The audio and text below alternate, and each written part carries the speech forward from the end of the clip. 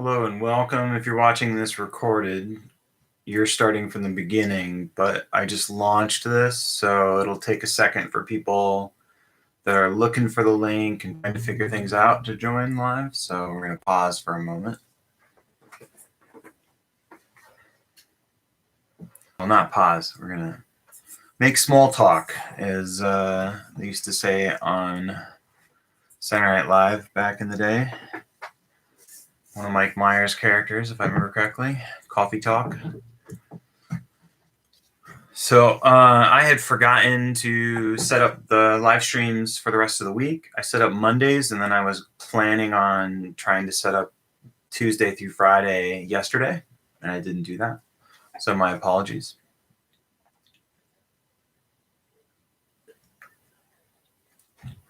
Let's see if I can get that done really quickly here after we end the stream today. So my name is Andrew. I am a certified mindfulness meditation coach. I'm certified in the Unified Mindfulness System at their what they call Level 2. And you can find out more about that program at unifiedmindfulness.com. I am many things, but I am not a licensed therapist or mental health professional. Although I often think about career change on these days. So what are we going to do today? What I'm thinking about, so what I've been doing, one thing. I started doing this in November. It was kind of an experiment.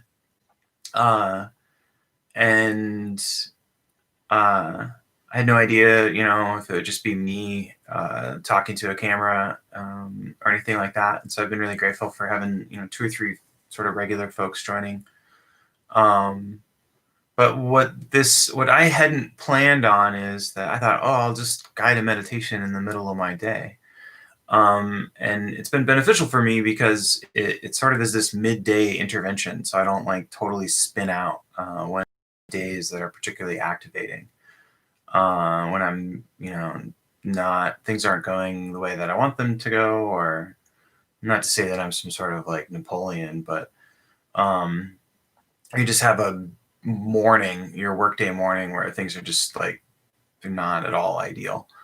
They're also not very bad. So it's just a sort of, it's the normal dissatisfaction.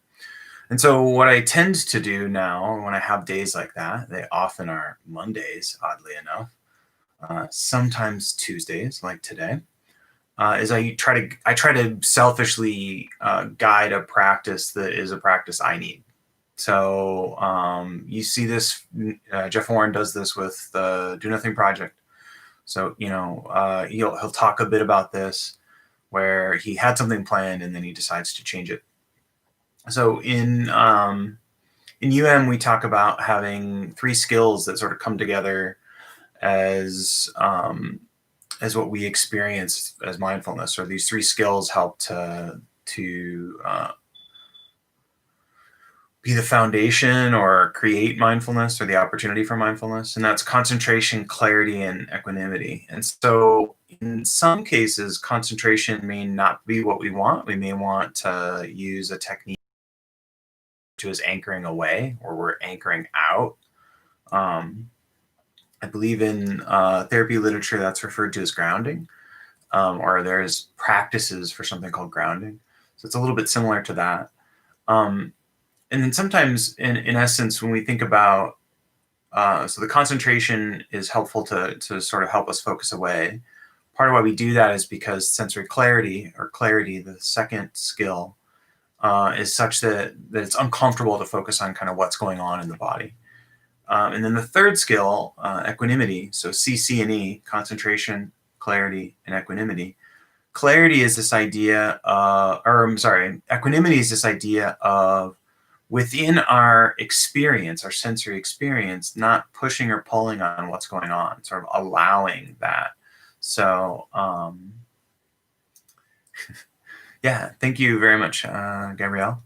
And so I was having a conversation with fellow practitioners over the weekend, and there was some sharing around, kind of not feeling like uh, not feeling like you can bring equanimity to kind of what's going on outside, and that's totally true. We feel free to push and pull on your surroundings on the outside world, but the notion is that we're trying to be okay with what's going on right now, and sometimes it's just that's not an option. So what I want to offer today is this idea that we maybe can use a concentration practice as a way to sort of put what's going on in the sensory clarity space, and put what's going on, or part of the sensory clarity space, I should say, and equanimity. We can kind of put that in the background, and we can use this sort of spotlight or flashlight of attention and bring a more focused aspect, if that's available. If that's something, so I'll offer that as an invitation part, and then we're contrasting a something technique, which today we're going to use a concentration practice, with a more choiceless awareness, or open presence kind of practice called do nothing. And that's this notion that we allow whatever happens to happen. And if we happen to sort of spontaneously notice that we're directing or controlling or orchestrating our attention, we let that go. And we're not monitoring. It's a bit like how we sometimes will be pulled away from what we're focusing on, and then we realize, we wake up to the fact that we're far away from whatever our object of meditation was. And then we, with care, ideally, not always possible, but with care, we bring our attention back. So with that same notion of, we can't really necessarily plan for waking up because we're intent on focusing on the object. It's the same style where we're not monitoring moment to moment and do nothing. But if we notice that we're doing something like breath counting, which is what I'll offer as a focus practice, I'll offer two practices. You may notice that you just kind of fall into that. And that's something that I've done a lot of. Like, I'm in the middle of a choiceless awareness sit, and I realize I'm counting my breaths, like kind of out of nowhere. So if you have questions, comments, concerns, you can always put those in chat, just like how Gabrielle said hello. All right, let's do this.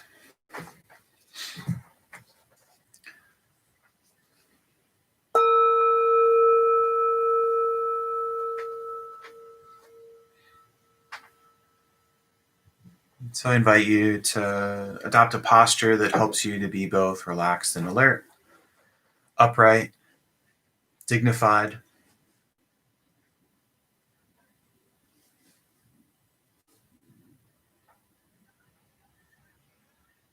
And once we've established our posture, which is the base for us really to help establish mindfulness, can check in to see if there's any tension being held in the body. Each of us will hold tension off in different places. There are often commonalities amongst us. So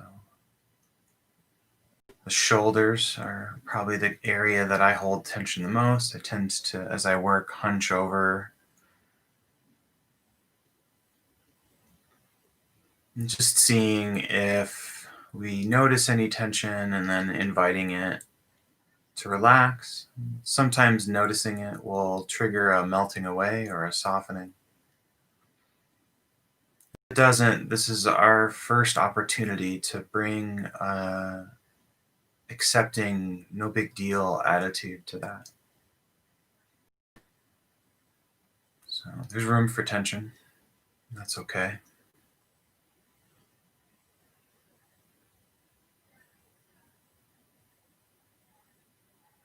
And then our third thing that I like to cycle through as we begin a sit is some conscious breaths. Leaning on the wisdom of the Beastie Boys, we're aiming for slow and low. That's the tempo. So breathing in through the nose helps slow down that in-breath, which allows us to fill the lungs lower, using more of the lungs.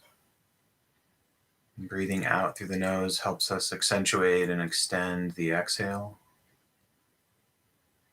As Jeff says, that's a downward motion. As we do a few more conscious breaths, notice if you're settling and into your seat.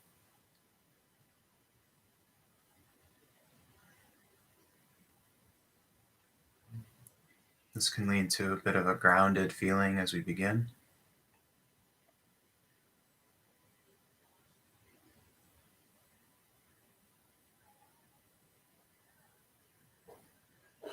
So we'll have two options.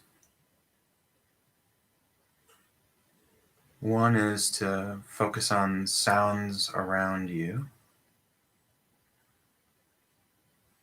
And a sub option of that would be to use a mantra if that's something you are into.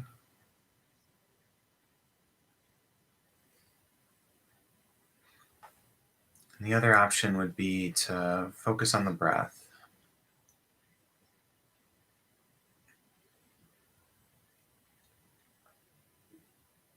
There are many different ways to focus on the breath. Often, traditionally, it's focusing on the upper lip near the nose. But I want to suggest or invite you to see about focusing on the belly.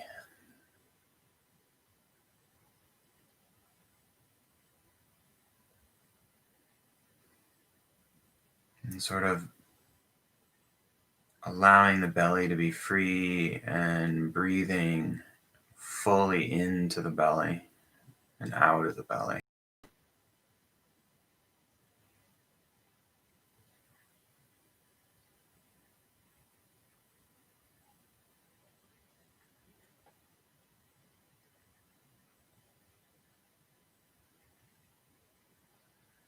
And we can note the sensations of the breath in different locations. So if the belly isn't one that's good for you, then you could try the expansion of the rib cage,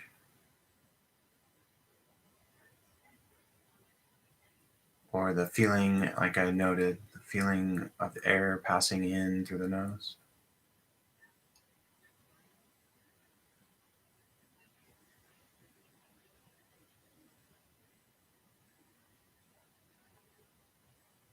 And then the last option is, if you want, you can use a breath counting strategy.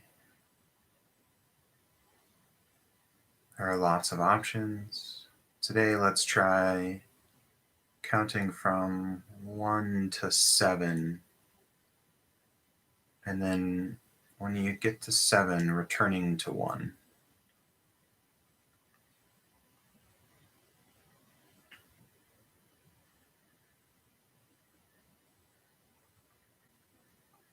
Your choice on where and when, on what part of the in-breath and out-breath to note and count.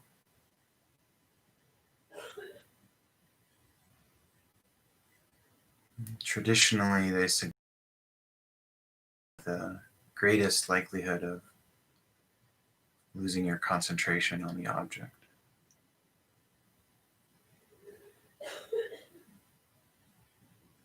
So explore any of those options.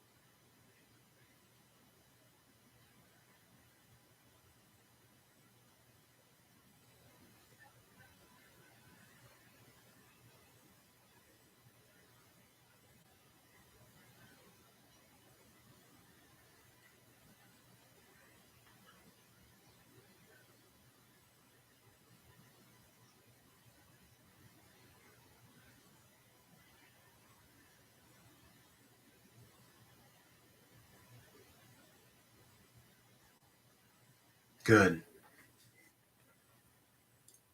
So now let's shift and change a more expansive one.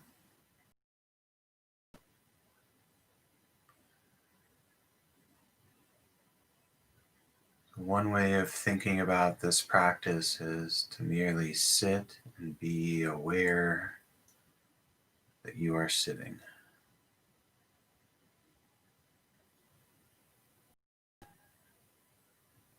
Again, not intentionally controlling what's going on, putting into action a technique. Another way to think about it is we're allowing whatever happens to happen.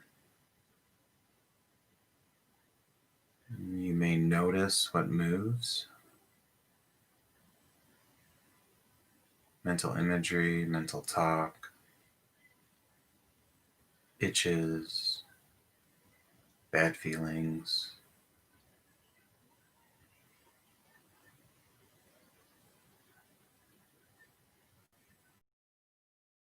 And in the sort of being perspective, we can allow any and all activation.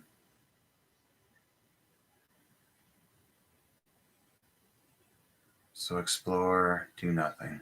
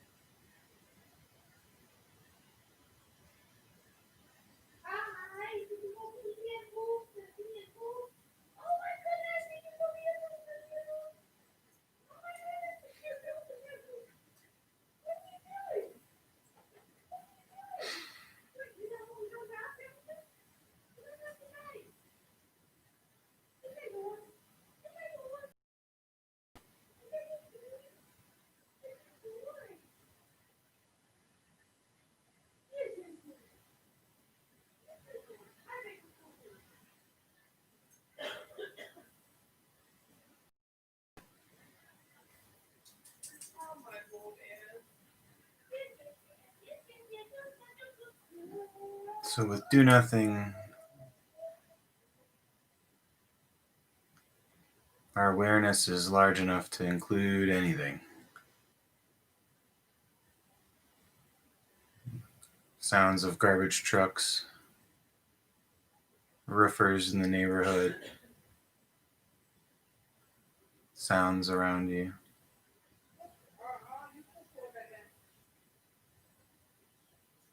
Keep going a little more.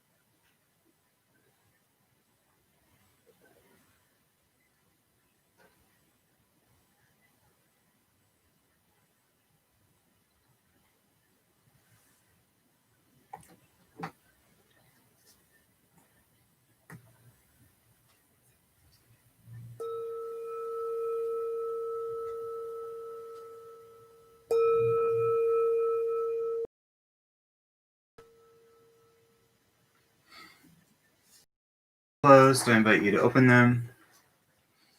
Take your time to reconnect to your surroundings.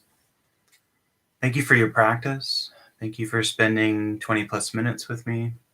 Thank you for making it to your meditation seat, wherever that might be. If you have any reports, questions, comments, any of that, feel free to use those in chat. Also, some of you have reached out to me on Instagram. So my Instagram handle is just my last name, Lenards, D as in David, S as in Sam. So you're very welcome, Gabrielle and Jill. Thank you so much. So yeah, I think I'm gonna step away, but make sure to pre-create the live streams for the rest of the week, so they'll be easier to find. So thank you for joining today in lieu of all that. And then Gabrielle, if you have a focus, I don't know if I misunderstood, but so you were okay with anything for today. If you have any suggestions for like a theme for Tuesday, feel free to share that as well. So far, it's just Friendliness Friday and I guess, I don't know, Backwards Thursday or Switch It Up Thursday, something like that. It's a working title. So just like the name of the live stream. All right. Have a good Tuesday.